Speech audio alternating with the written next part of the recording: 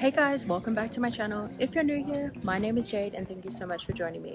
Today, you're not going to believe it, but I'm in Venice. It's so beautiful. As you can see behind me, we have all the boats and bridges and things like that, and I'm having the best time ever. Anyways, if you want to see my adventures in Venice, then please keep on watching and let's explore it together.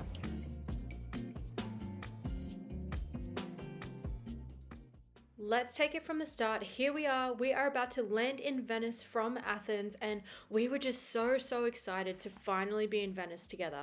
We called an Uber down to our hotel, and we had to say first impressions were really fantastic. So we were really lucky. We got to stay at the AC Hotel in Venice, and if you pop that in on Google, you'll see it's almost like a 20-minute to 30-minute walk from all of the major attractions, the squares and landmarks and all of that sort of stuff. As soon as we got to our hotel, we dumped our bags similar to what we did in Santorini, and we went for a huge walk immediately to check out the square. It was roughly around about 7 to 8 p.m. at night, and you can see it's actually not as busy as I thought it was going to be. Next on our list was some pasta and pizza, and oh my god, it was the best, 10 out of 10.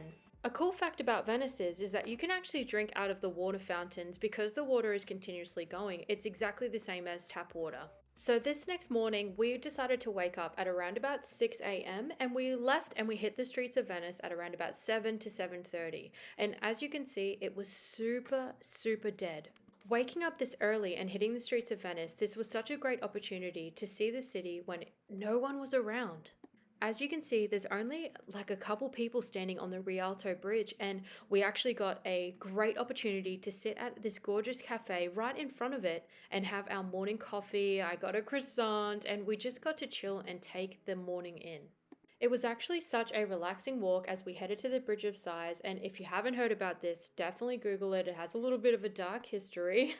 We ended up passing Hotel Daniele, which has been a famous location for films like Casino Royale and many others.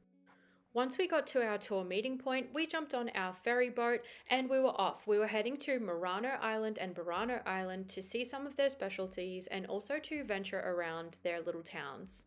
It was a great way to see Venice by boat and also just to travel past all of the water taxis and the different sort of islands that you came across, and there's just such an extensive history. Our first stop on our tour was to Murano Island, as it is famous for Murano glass, so we got to see a glass master at work. They talked about how hot the kiln is, how hot the glass can be, and also the ancient art that has been passed down through generations of men in their families. When you're standing even at a distance, you can feel the intensity of the heat, and here you can see he finished the vase, but as a demonstration, they put a piece of paper on top and it instantly burnt into flames to demonstrate how hot these artworks can be, even though they are finished and haven't cooled just yet.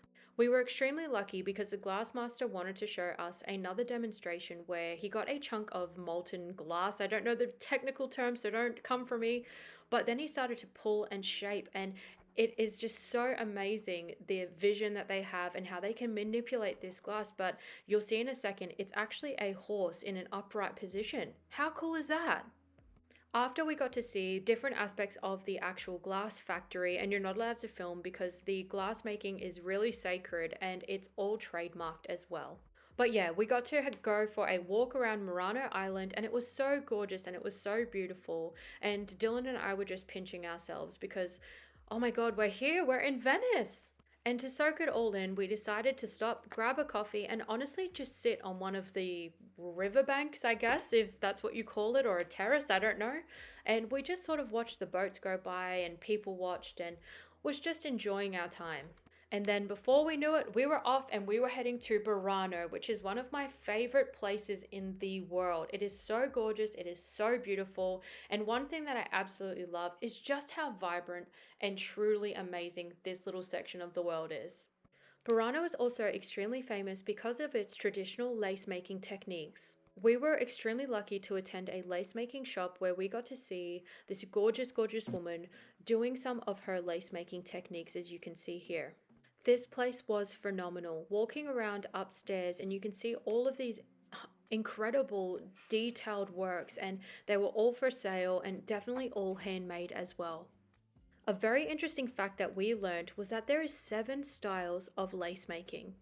Potentially, this means that the artwork or the lacework, sorry, would need to be passed through 7 different hands.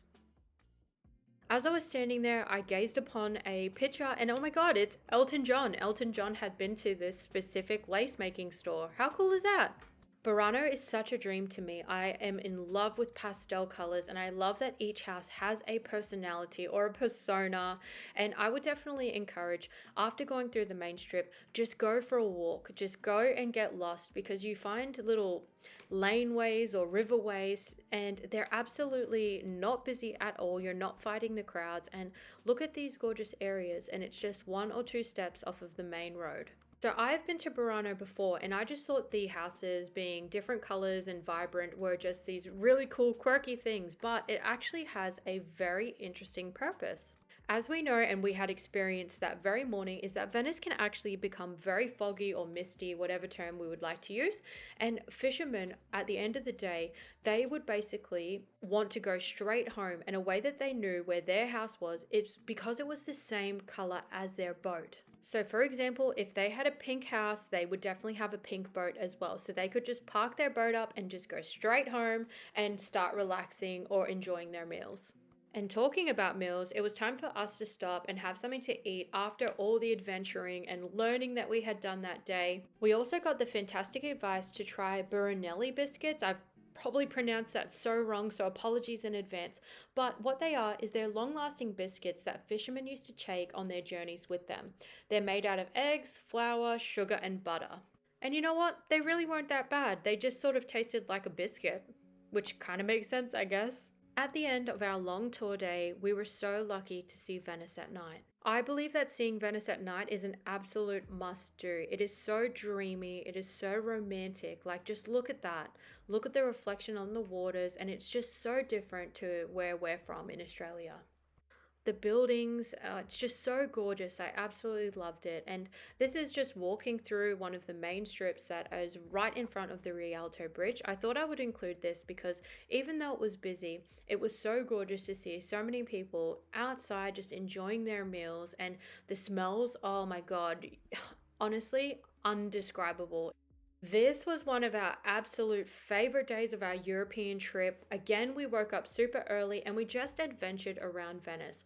Today we were heading to the Rialto markets. Today is our traditional Italian cooking class. For both Dylan and myself, this was such a big bucket list item for our trip and we were so excited to begin. As per always, we always like to arrive early to our meeting points just so then we're not stressing and rushing and really trying to race to get there and then in case we might miss the actual tour or event that we've got booked. Very shortly after, we met up with our host Enzo and he basically took us on a tour. So this is where the fish markets would normally be, but as I think it was a Sunday if I recall correctly, it wasn't really open. Next, he took us to some vegetable and fruit grocers and we looked at their stalls and the produce that they had available, and then he usually designs a menu based on what is available on that day. One cool thing that he did point out to us is that they actually heart the artichokes for you. So they peel off all the outsides and chop it, all of that. So then you can just go home, you can cook them up straight away and you don't need to prepare them. And heads up, these capsicums were huge. They were the size of my hands. After we had picked up supplies from the markets, Enzo had informed us that on the way back we were walking to his house, he informed us that we would be making things such as spinach, sun-dried tomatoes and ricotta ravioli. We were going to be making eggplant parmesan and then we were going to be making a tiramisu. One of the biggest dreams that I have ever had is actually learning how to make pasta in Italy, and finally it was coming true. At first I was devastated because another lady in our group was given the task of actually making and mixing the pasta, but she knew it was a dream of mine, so she let me have a go and I'm so grateful to her. Let me give you some more information about this tour specifically. So basically it's by a company called Venice Cooking School. And I believe the name of the tour was Learn 3 Dishes in a Traditional Venetian Home. So you can see that we were doing multiple things at one time. So we were salting eggplant to get sort of that moisture out of it. We were cooking with the sauce and getting that taste right. I had the amazing privilege of making the custard, and when I was whipping the egg whites, Enzo told me the trick is if you can hang the bowl upside down and it doesn't fall out, then you know that you've got it right. So after completing the custard, what we did was we made instant coffee and we dipped the coffee biscuits in, and then basically we topped it off with the custard. So it was a very simple recipe, but guys, let me tell you, it's delicious, and you'll see towards the end. And Enzo is telling me, put more cream, girl, what are you doing? And then next, we popped our name on Glad Wrap, and then we popped them in the fridge because they needed time to set and cool so we could enjoy them after our meal. Next, it was Dylan's turn. So here he is. He's popping his custard in, and Dylan absolutely loves custard. So he was popping in a little bit of extra helpings. So we're heading back to the eggplant parmesan. So basically we were frying the thin slices of eggplant and popping them on a sheet of parchment, I think it was, or baking paper, whatever.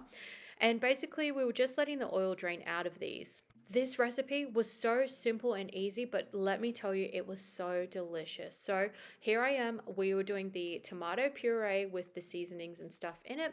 Then we were stacking the eggplant on top, popping in some fresh basil leaves, and then adding the cheese, and then just repeating that same routine again and again until it was nearly full. I got a chance to film Dylan making his, so here is his. One thing that I really admire and I love about Dylan is he has such a passion for cooking. And I'm not biased at all, but when I tell you that Dylan is amazing, he is phenomenal at cooking. And you can tell that Dylan absolutely puts love into every single thing that he makes, even my morning coffees. And trust me, I feel like you can always taste the love in something that someone has prepared for you. But let's leave Dylan to finish making his eggplant parmesan.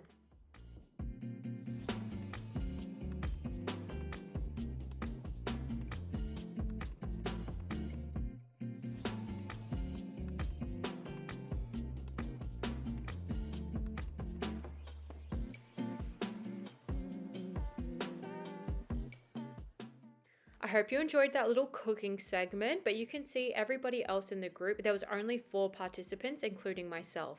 So next we were on to making our ravioli filling. So Dylan got the task of finely mincing up the sun-dried tomato, the spinach, and also the ricotta and mixing it together.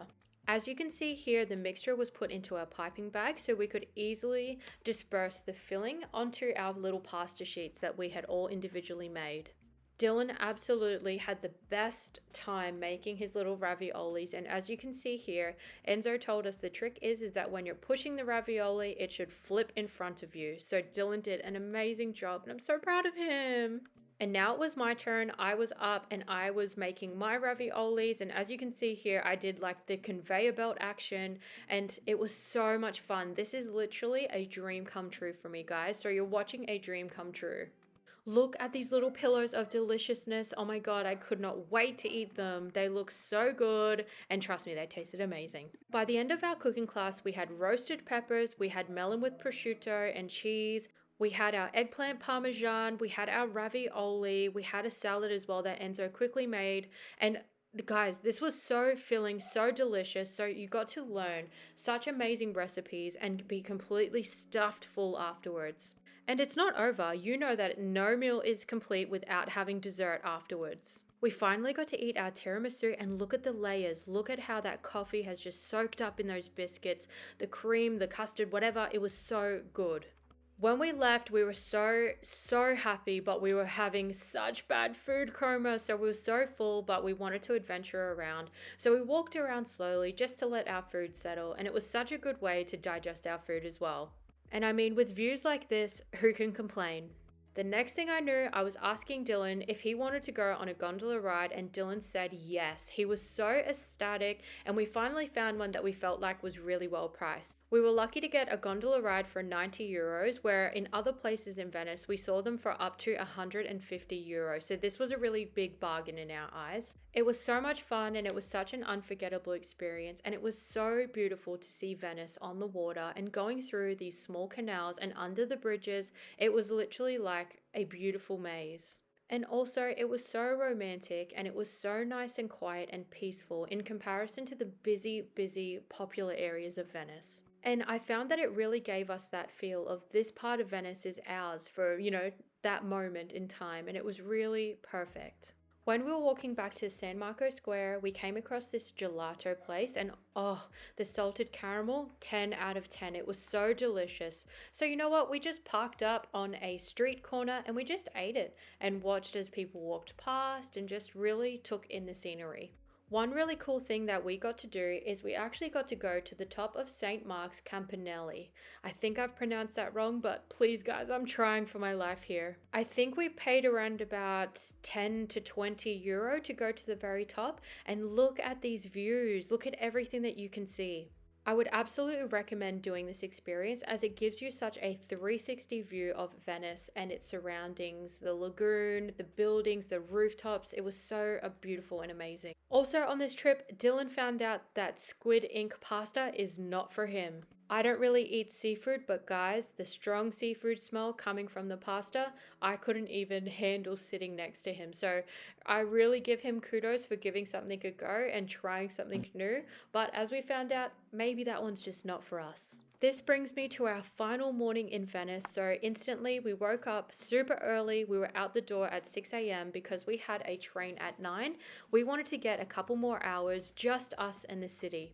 Also, it was a little bit stormy and rainy on this day, so you can see there's not very many people around, and we got caught in the rain without an umbrella, but you know what? It was so beautiful. We really didn't mind stopping where we could, and then we went back to that cafe that we had breakfast in front of the Rialto Bridge.